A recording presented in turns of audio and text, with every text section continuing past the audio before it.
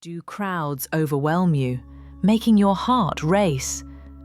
Liam faced a crushing fear, trapped by anxiety at a concert. This story reveals how he found an unlikely anchor in the sound, not by defeating his fear, but by learning to navigate the chaos within himself. Discover how you too can find calm amidst life's overwhelming moments. Watch to find your anchor.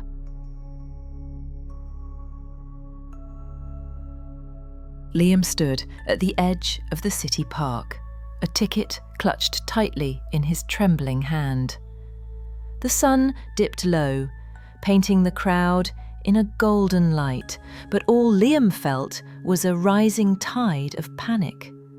Tonight was meant to be a victory, a return to the live music he loved, but fear held him captive. The roar of the crowd mixed with music, laughter and shouts pressing down on him. A year ago, Liam danced freely at concerts. Now the thought of it felt impossible. Anxiety whispered dark futures, trapping him in a loop of what-ifs and worst-case scenarios. Taking a hesitant step forward, Liam's senses flooded with chaos. Blaring speakers, overlapping conversations, and the mingling scents of sweat and food. His heart thundered, drowning out the melodies, and his legs felt like stone. He froze.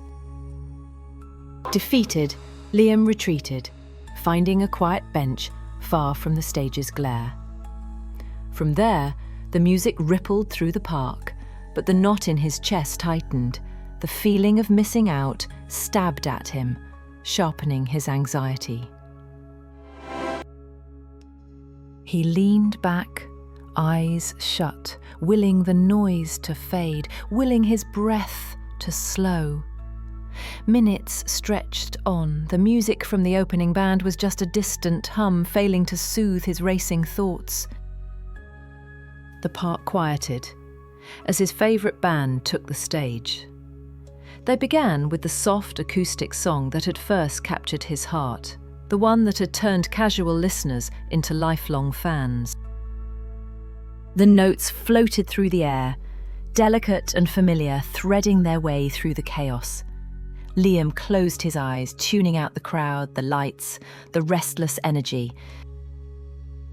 All that remained was the music, pure, clear sound wrapping around him like a comforting blanket. In that moment, the music was an anchor in a stormy sea, steadying his swirling thoughts and shaky breath. A revelation settled quietly in his mind. He didn't need to conquer the crowd to erase his fear. He just needed to find a way to exist beside it, to find his own space within the chaos, without losing himself. Opening his eyes, Liam scanned the park and found a spot near the back, close enough to see the stage, yet with a clear path to leave if he needed. He stood up, a new sense of purpose in his step. He planted his feet firmly and sank into the music, one foot in the vibrant world of the festival, one foot in the safety he now crafted for himself. He started to feel a part of the crowd, but not consumed by it. The songs washed over him, notes carrying stories of hope and healing, reminders that he was not alone. He closed his eyes briefly, feeling the music resonate within him.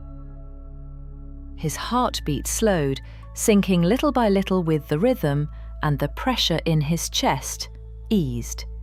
He began to tap his foot, then sway gently, allowing the music to move him. He glanced around, noticing others like him, some lost in the music, others holding on to friends, all sharing the same space, the same experience.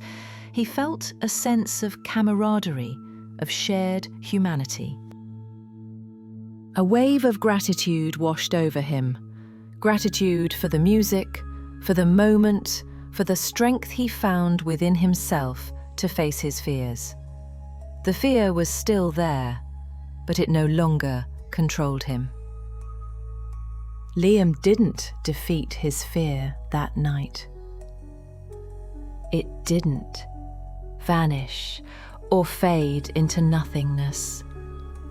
Instead, he learned to carry it beside him, to share space with it, without letting it drown the joy he found in music.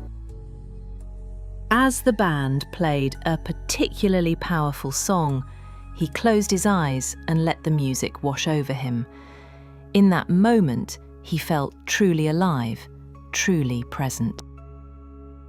The energy of the crowd surged around him, no longer a threat, but a shared vibration, a collective heartbeat echoing the rhythm of the music. He felt connected, not trapped. He even caught the eye of someone nearby and shared a quick, genuine smile. It was a silent acknowledgement of their shared experience, a brief moment of human connection.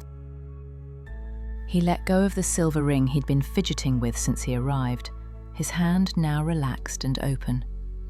It was a physical manifestation of his easing anxiety. As the set progressed, he found himself moving closer to the stage, drawn by the energy and the music, feeling safer and more confident with each step. He didn't force himself, he listened to his body and his feelings, allowing himself to move at his own pace, respecting his own boundaries. He found a comfortable spot where he could see the band clearly, where he could feel the music, and where he could still easily step back if he needed to. It was perfect.